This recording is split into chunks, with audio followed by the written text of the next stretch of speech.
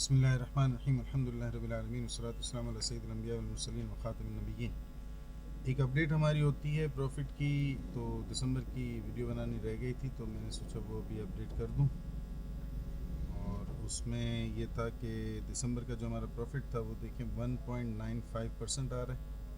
अल्हम्दुलिल्लाह दिसंबर में भी मुनासिब रिज़ल्ट है। एक मंथ का प्रॉफिट है 1.95%।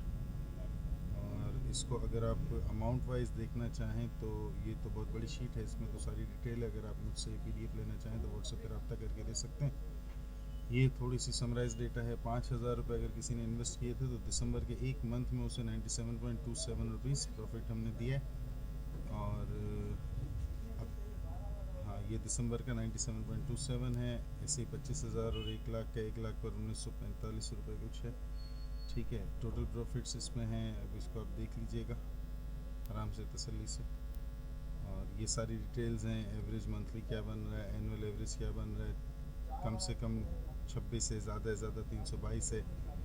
ये बिज़नेस है, प्लस माइनस भी हो सकता है। अल्हम्दुलिल्लाह आज तक तो माइनस नहीं हुआ। अच्छा, अब ये हमारी PDF में 3 सालाना हिसाब किताब अपडेट कर दिए, तो उसको भी अगर आप देखना चाहें तो वो भी देख सकते हैं कि ईयर वाइज हमारी क्या एवरेज रिटर्न रहे।